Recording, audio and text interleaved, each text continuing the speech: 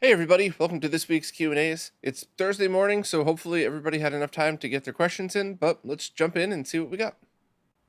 First up on Patreon, Walter Hinman wants to know if there's any info on controller extensions and input lag.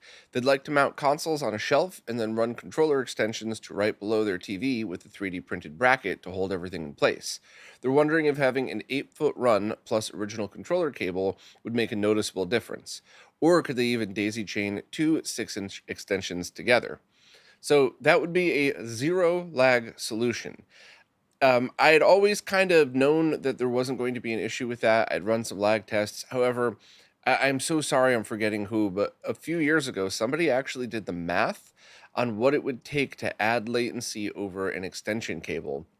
I think it was like 2,000 feet of cable was required for there to be significant controller latency. Now, there are other factors involved.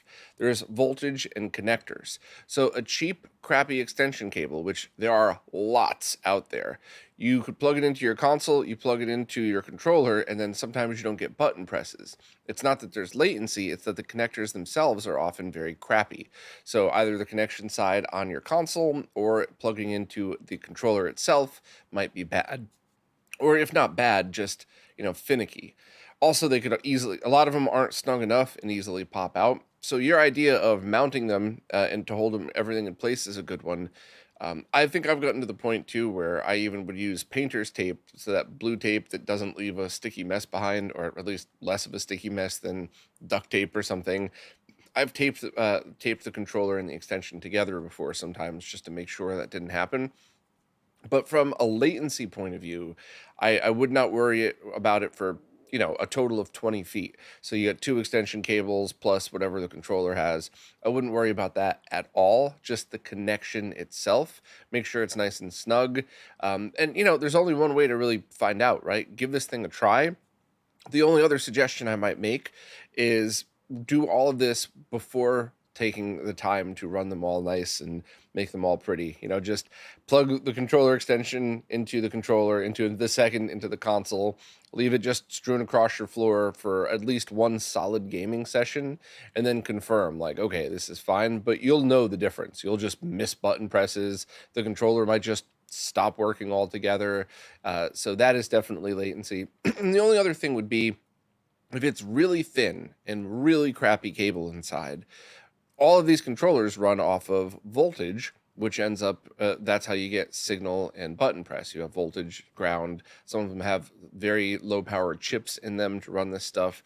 So DC power over a long enough length on thin enough cable might actually cause a voltage drop, and that would be the exact same symptoms as the finicky connectors. It would just not work at all, stop working. You'd have complete button misses now and then.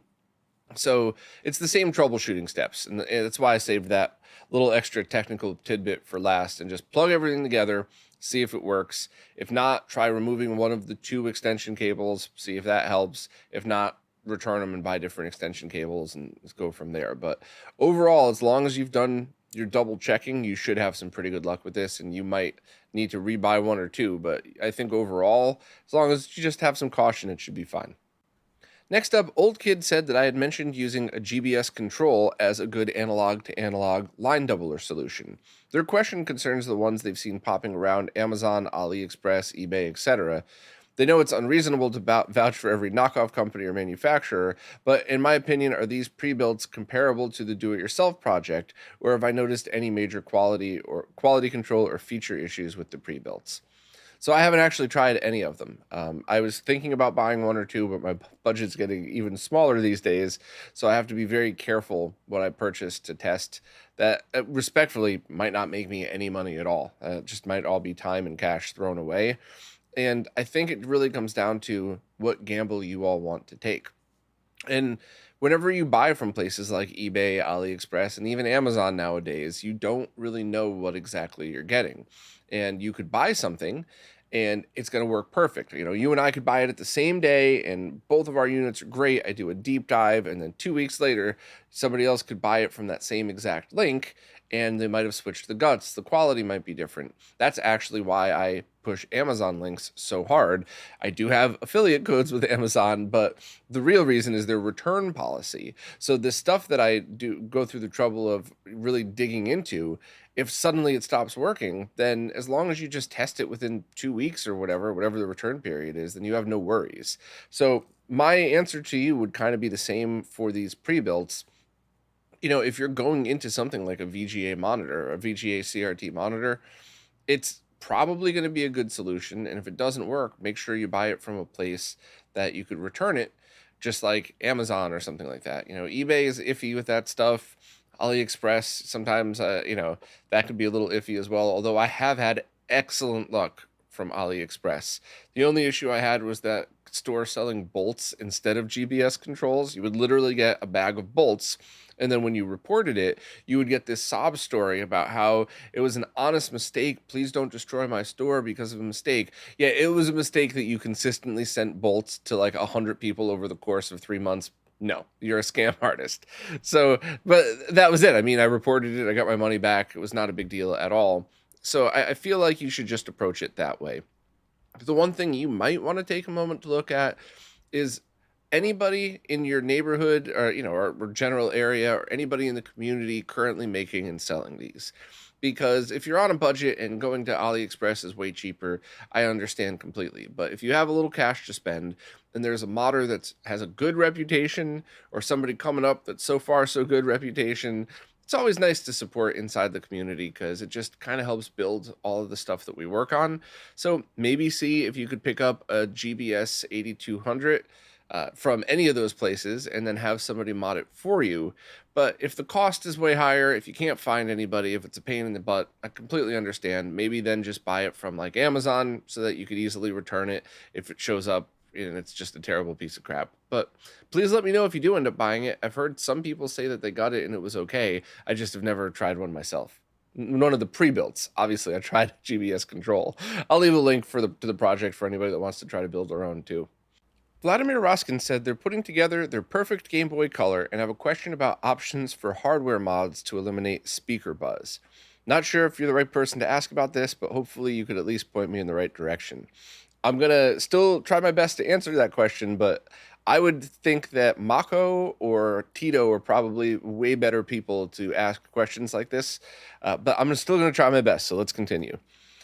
From what they understand, the buzz is normal and was basically hidden by the GBC's garbage speaker. It didn't bother them too much originally, but after putting in an amplifier and a new speaker, it's super audible with no music playing. Weirdly enough, it's completely eliminated when headphones are plugged in. They also have an IPS screen mod installed, if that matters, probably not. And they even tried adding in a do-it-yourself audio low-pass filter, and it didn't make any difference. They found a ton of conflicting information and half-answered questions online about this topic. Do I have any experience with this? Would something like the Clean Amp board from that notorious clone company fix this issue? Not sure. I'm not going to buy anything from that company, but I honestly don't know. I do know that you got the overview correct in that a lot of the things that you run into in classic consoles and handhelds are issues today because of the technology that we use today. So buying a Game Boy Color in the 90s, playing it through its crappy speaker, you're not going to hear any buzz whatsoever. Just like if you bought a Sega Genesis in the late 80s and plugged it into your TV, you're probably not going to see jail bars. You probably connect it with RF video and you have no idea that there is something quote unquote wrong with the signal. But once you pump that thing into an RGB monitor or a RetroTink 5X into a 4K flat panel, you see the interference. Once you have some really nice speakers hooked up to it, you hear the interference. So you got the problem correct, but I think there's a lot of factors. Having the IPS screen mod installed shouldn't matter. However, where do you tap power for that? Because once you start talking about audio and video signals, little differences really matter. So adding power and ground for your IPS screen in one place versus another could very well end up in audio or video interference. And that's why I really hate to pass this question off because I'd like to help people as much as possible. But I think people who are experts in handheld modding, and especially people in the chiptunes and audio community, would definitely be better people to answer this. So did an interview with Mako a while back. I'm sure if you jump on one of his streams, he'd probably be able to give you some info, or maybe message directly. Tito's videos cover a lot of this, but I'm not sure if Tito's ever done a video on audio quality in the Game Boy Color. But hey, that's a good idea for a video. Maybe that Tito could add that to his list at some point. And there's another really groups of awesome modders out there. Those are just the two that popped into my mind first. So no disrespect if you're a Game Boy Color audio expert and I forgot. I've probably spoken to you before. I probably like you, and your name just isn't popping in my brain at the moment. No disrespect, but yeah. So I mean, I would really just look into experts in handheld audio quality and see what they're doing. And just, it's always that horrible gamble of, are the people you're talking to on that forum or Discord server or Reddit thread or whatever, are they know-it-all egotists, or are they actually people who understand what they're doing? And don't forget, that was why I created RetroRGB, is I'm sifting through all of these forum posts, looking at just horrible trolls like Voltar, and then you have other people with really good information on there, and it was really hard to figure out who actually did a good job and knew what they were doing, and who was just a loudmouth. And I had to recreate all of that, do it myself, and then work with people much smarter than me to sift through RetroRGB to get these guides done. So just, a very polite air of caution in that, just take your advice and then go get it double checked. And all kidding aside, I think actually Voltar had worked on some audio stuff for the Game Boy Advance, but I don't think he ever did for the Game Boy Color. So I'll mention, and I'll leave a note in the description, but I'm pretty sure he's not, he hasn't actually done GBC work with that yet. But yeah, if anybody else has any ideas, please chime in. Next, Bamboo Shadow has an RGB modded PC engine with an 8-pin mini DIN that provides RGBS plus stereo audio. The stereo signal is taken from the 2 pins of the expansion port, and so far it's worked great and even verified using the 240p test suite. However, when they picked up a Turbo EverDrive Pro, they get stereo audio from HuCard games, but any of the CD audio, so the sound effects are still stereo, but the CD soundtracks are all in mono. When they asked the EverDrive support staff about this, they said, "Of course, it's because of the way you modded your console. You need an EDFX." Yeah, so look, I like Crix a lot. I've worked with him for, almost 10 years now. Even during the little misunderstanding where when Renee and I went a little too hard on our satirical trolling, I always get along with Crix. I always promoted his products, but not all of his support staff is the greatest, and they also don't speak English as a first language. So always have some patience when it comes to that. I do like when the world gets a little smaller and that we're all able to communicate, but there are some prickly support people over there that especially don't like me very much. So it's fine, but they're right and wrong. They're wrong in the way they worded it, and they're also wrong in that the only way to solve it is the EDFX. You could get that if you would prefer a plug and play solution. What you might be able to do is, let's just say you paid somebody to mod this console and you're okay with a soldering iron. You could open up this by yourself. Just be patient. Remember that the RF shield is part of the ground point on these. You could remove this mod very carefully, and then you could switch over to an EDFX. That's totally possible.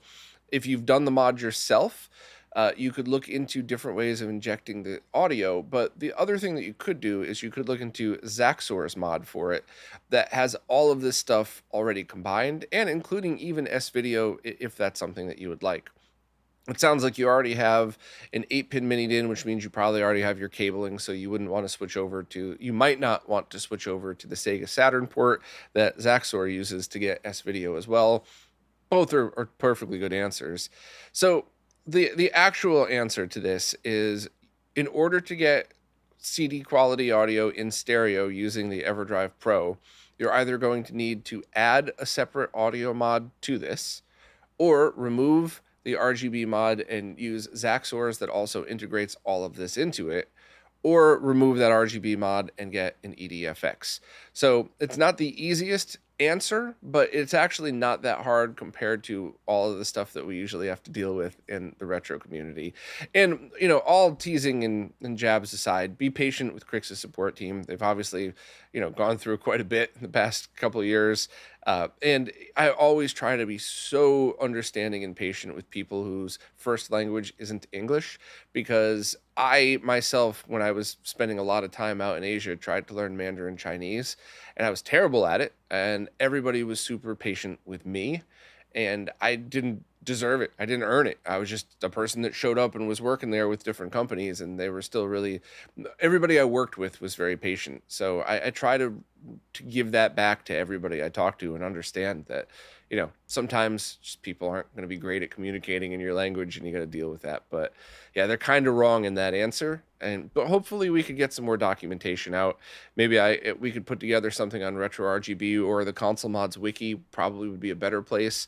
And that way in the future, their support staff could just say, here, read this article. This has all the info you need. So maybe we could just kind of do them a solid and help them out with stuff like this.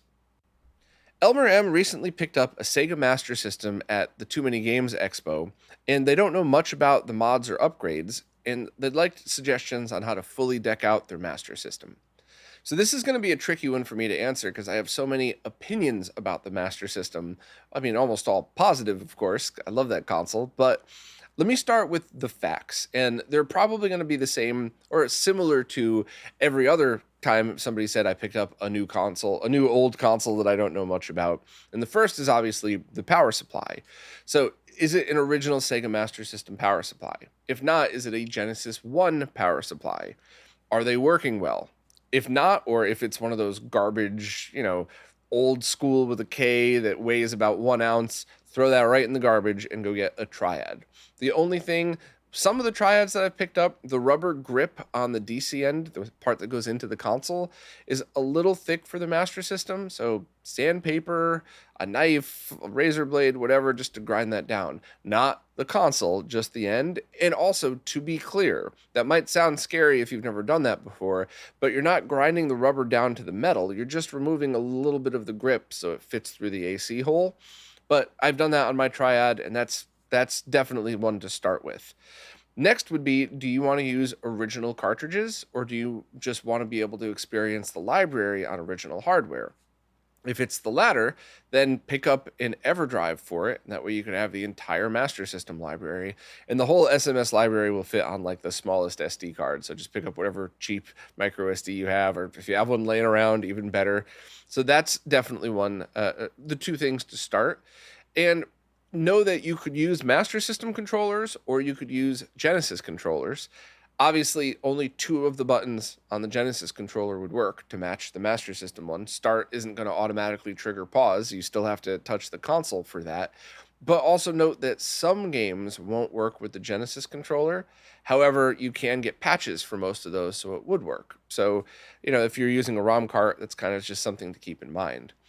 So, as far as facts go, I think that's basically it. I will move on to strong suggestions. If you're playing on a CRT or if you have access to one, look into getting the Sega 3D games. My personal favorite is Missile Defense 3D. This is not a game you're going to spend hours with. This is a game you're going to spend a few minutes at a time. And for a bunch of reasons, but it's just a silly, lighthearted light gun game that's like 3 or 4 background scenes that just get harder and harder. And it starts out super easy, but very quickly ramps up in difficulty. However, if you get the 3D glasses adapter, and any 3D glasses that have that 3.5 millimeter adapter should work with it. You don't need the official Master System ones. You get those in a light gun, you're going to have an 8-bit 3D light gun experience that's awesome. And you don't need RGB for that. And in fact, one might argue that composite's better because it would blend the lower quality 3D images together.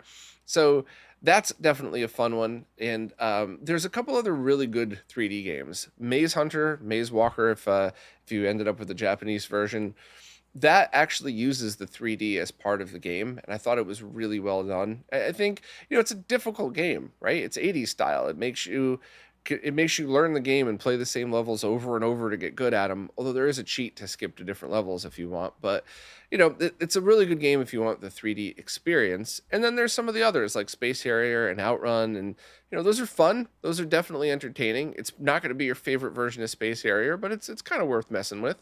And then there were a few that weren't so great, but if you have a ROM cart, it's worth trying. So I think that was one of the unique things about the Master System that I always really liked was the 3D experience. You don't have to like it. A lot of people say it gives them a headache and it's too flickery, and that's fine. It's just, if you're looking to fully deck out the Master System, completing it with 3D is going to work. However, if you're playing it on a flat panel, 3D and light gun games are out the window anyway, so I may have just wasted 2 minutes of your time in that answer.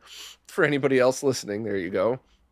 But the other thing you might want to keep in mind, now this is 100% opinion, not even remotely close to fact. Well, one more strong opinion. Subscribe to Stika. Stika loves the Master System. He's always talking about different games and stuff for it and different opinions on the SMS. So that's the last of the strong opinions. But the Master System inherently is going to have a lot of jail bars and interference. You could clean up some of them, but I have found that if you do like an RGB bypass, so you lift the pins on the main processor, you pull RGB off of that, you move it away from the motherboard, you put it through its own amp, you use shielded everything, you remove the subcarrier pin, and you use shielded coax cable, you could improve the sharpness. However, much like early Model 1 Genesis mods, improving the sharpness also makes a lot of the digital RAM noise interference a lot more inherent. That was on the Genesis side of things. It's kind of the same look, but a different problem on the SMS. And there's been a few people out there that have tried to fix it. Voltar and I actually, back in the Retro Roundtable days, spent a lot of time on this. He still has been holding one of my MK2000s hostage for years, trying to fix this, and it's just not consistent. So you could spend time doing things like removing the chip from the board and doing all of these crazy mods, and it might end up with a perfectly clean signal, but it probably isn't. So that's why there's been a few people that have featured their own version of what Voltar and I did, and I never posted about that on RetroRGB because of consistency. I mean, you could ruin a console by doing these mods.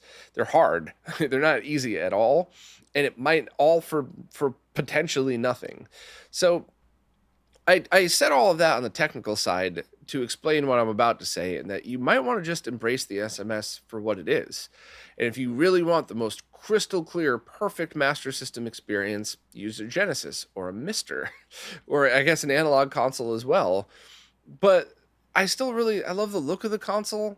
I love the whole experience of it. The 3D glasses and light gun thing is going to be so much easier to experience on the original than any other way. You could through the Genesis, but then you're going to have to get a power-based converter, make sure that one still works. You're still going to have this big tower of stuff on there. And at the end of the day, you might end up getting a really sharp RGB signal out of it, just so that you could see the crosstalk on your 3D glasses even sharper. So my 100% opinion, no fact at all in this, is you picked up an awesome console. It's a very cool piece of history. You might want to just embrace the unique things about it and use it as is. And if you decide that you love it, then look into different ways of playing the same games. But really, because that's kind of what I did. I don't even have my Master System hooked up at the moment. It's actually sitting behind the Genesis just for looks, which unfortunately you can't see in this, but you certainly can if you're sitting on my couch here. And I still hook it up and play it now and then, but when I do, it's because I want that, composite video on a consumer CRT with my 3D glasses and my light gun shooting 8-bit 3D missiles. That's kind of the experience I go for with the Master System. And then when you just want to play a really good SMS game, do it however you'd like. Do it that way, do it digitally on a Mister or something, whatever. But I think I would just embrace the SMS for what it is. Maybe someday somebody will do a full motherboard replacement. So then you take just the Sega chips out, you drop it into a board, kind of like what Red Herring did with the NES. That would be kind of cool. That would be actually much easier than some of the other mods I started to describe. But yeah, so that's kind of my very long-winded answer for the Master System, because it's a unique console. I really like it, and I just kind of want to paint the correct picture. So hopefully I didn't ramble too long. But also, still subscribe to Stika. Jason Guffey said they finally bit the bullet and ordered a DE10 Nano from Terrasic to join the cult of Mister. Welcome. They've yet to build it yet, but they'd like to use and present it like a game console to play systems that are largely unaffordable these days, like Neo Geo stuff, which makes total sense. Try before you buy, and then if you decide you love Neo Geo, then you could go spend $15,000 on a copy of Neo Turf Masters for the AES. Please don't do that. Anyway, so Jason wants to kind of go over some basics and have their memory refreshed, because even though Jason's watched myself and My Life in Gaming and many others videos on this, like, what's a quick refresher guide to go back into it? Not to shamelessly self-promote here, but my Mr. in Under 10 Minutes video is still 100% accurate. Even some of the things I talk about that might be outdated, everything you need to do in that video is still absolutely it. And I released that the same weekend that My Life in Gaming did their like 9.5 hour, I'm going to go over every single core of the Mr. video. And we did that on purpose, because they covered at that time in depth what Mr. was all about. Whereas I took the other side, like, hey, figure it out yourself, watch My Life in Gaming's video, doesn't really matter, here's how you take your first steps. So that's definitely where you would want to start. The only things you would want to note before doing that, I suggest that you start out caseless. You just use the DE10 on a table, hook it up with HDMI, and then just double check everything's the way that you want it, and then kind of decide from there. Or I guess maybe you could just make your decision after listening to this, but start with that. The only thing you would need is to make sure you picked up a RAM module and a cheap USB hub. Now, if you get an I/O board, you will no longer need that hub, but I cannot tell you how many times that thing has saved my butt, and it's like $6 or something like that. I mean, talk about a good tool to have in your toolbox, right? You could, anytime there's any I/O issues, any USB issues, you could just use that to test. So I'll leave a link to my Mr. page here, but pick up that USB hub, and also pick up a RAM stick. You would ask, do you need two? No, you only need one. The only core that might need two is Saturn, but there's been a lot of progress on that, so you might not actually need dual RAM sticks for Saturn. So I would just start with one, because Saturn isn't even out yet. You have to compile your own betas for it. I mean, it's still very much a work in progress. A lot of work has been done to it. Absolute props to SRG 320, but just saying, I wouldn't worry about that yet. And then kind of just go from there. Now, if you decide you want a case for it, cool. However, you could start out just using it as is, including with analog video. So start out with HDMI, make sure everything's working, make sure everything's how you like it. And then if you wanted to use direct video, then just get a HDMI to VGA adapter. The Renke one in the Amazon store is the one that seems to have been the best lately. They change every couple of years, you know, the guts of those things change, but it's under $10, I believe. So we're already really cheap. Like when you hear people talk about, oh, you need $600-700 for a Mister, bring them back to this section of the Q&As, because you need a DE10, you need a $6 USB hub, you need like an $8 converter if you want to start going to a VGA monitor or RGB. I'll get to that in a second. And then you need a RAM stick, and that's it. So you could really be all in under $300. Now, if you want to go 15 kilohertz over SCART, same thing, the Renke adapter, but use one of those HD15 to SCARTs. You just mentioned that it looks like they're out of stock, but I just talked to Ryan, who said that he'd be putting the stock back in. So I'll text him as soon as I'm done with this to make sure. But those should either be en route or already in stock by the time you hear this. Or if there's a pre-order, it's because they're en route, so you'll get them in a couple of weeks. But that's a great, great solution. And that would work with direct video, and it would work with an I/O board, and you could use the HD15 to SCART for so many other things. So that's a good purchase. The only thing you need to do if you're using an I/O board or HD15 to SCART via direct video is in the Mr. INI file, you're going to want to make sure composite sync is 1. Double check that, but I'm pretty sure that's it. And then YPVPR would be 0, not turned on to component video. And then if you're using the HDMI DAC, then you're going to want to set direct video to 1. And if not, then just if you're using the I/O board, you could leave that at 0. If you're using an I/O board, it'll always, and you leave it set like that, the I/O board will always just be 15 kilohertz, and then the HDMI could be whatever resolution you set or have it auto detect or something. So that's all pretty easy. So I would start with that, basically. D10, RAM module, DAC, HD15 to SCART, VGA cable, USB hub, I think I said that. And then I would kind of make sure everything is how you want it to be. And then I would look at a case and an enclosure, because you mentioned first that you would like to use and present it like a game console. So if everything's working the way you want and everything is up to exactly what your expectations were, then you could look into cases. If you want one that looks like a console, the Mr. Multi system is my favorite. If you want something smaller that still has a ton of functionality, you could look into the Retro Castle cases. And there are two versions. You can get the one that is a digital audio output. So that might be good if you have a surround sound system or something. You would still allow for dual RAM modules if you ever needed that. And it's a cool little case. I usually have one sitting right next to me, but it's actually not for once. It's hooked up, running a test at the moment. Or if you wanted the Retro Castle case with the Saturn mini DIN, then you could also get S-Video and composite out, as well as RGB via a Saturn cable. So that's certainly an option, but definitely not needed. And if you use an analog I/O board, you would never be able to add a second RAM module, which might not even be an issue. But all of this rambling is why I just said start with the DE10 only and then those extra accessories, because you could make your decision based on that. I mean, heck, you, depending on what your setup's like, you might be able to stash that behind everything. If there's a decent amount of airflow, you might not ever need a fan or a case or anything else. You could just save yourself some money and leave it like that. Or you get all this stuff together and then you make your decisions based on that. But hopefully this was a very, geez, it's almost as long as my getting started with Mr. Video, but hopefully this was kind of a good perspective of how to start today and just kind of filling in any gaps between when that video was released and now. But good luck with it. Obviously, continue to ask any questions if you have any, because I'm obviously a massive fan of the Mr. project, and I'd like more people to take a look, because it's not the same feel as software emulation. Yes, you need to flash an SD card. Yes, you need to put your ROMs on it. But anybody that watched those last couple live streams of me showing software emulation, try mapping a controller on those, and then try mapping a controller on Mr. You can't tell me those are similar. There's two completely different things. The Mr. is as simple as possible, and the other one sometimes is. So, yeah, I don't know. Give it a try. Let me know what you think, but good luck with it. Wow, only 6 questions this week, and I still managed to ramble on for over a half hour.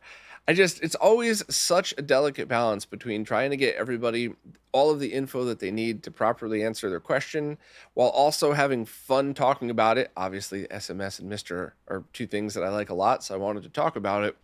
But it's always balancing that with, if I talk too much, people get bored and stop listening. And I obviously have a hard time with that. So, any supporters that have feedback about this, always speak up. If I'm rambling on too much, if something pisses you off, if you want to hear more about something, I might not necessarily immediately change my mind just from reading your opinion, but I will absolutely read all of your opinions and take them to heart.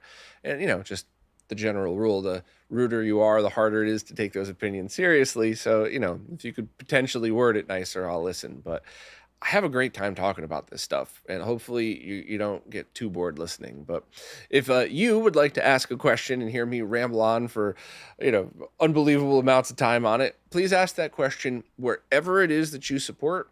We're in the latest Q&A post. The way these services work, I can't figure out what's a new question on an older post. Plus, I just really like scrolling through in real time and having this conversation as if we were sitting across from each other at a bar, coffee shop, whatever, just kind of hanging out. Questions were only on Patreon this week, but anywhere you support, feel free to ask.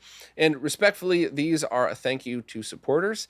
If you do not have the ability to support, ask on any social media or in the comments of any other relevant YouTube video, and I will try my best to respond. But with all the love and respect in the world, if I woke up every morning and just responded to questions on social media, I would work 24 hours a day and still not get to all the questions. So I try my best to answer outside of the Q&As here, but these are a direct thank you for all of the amazing people that keep this going. So thank you all so much. Thanks for putting up with me, and I will see you again next week.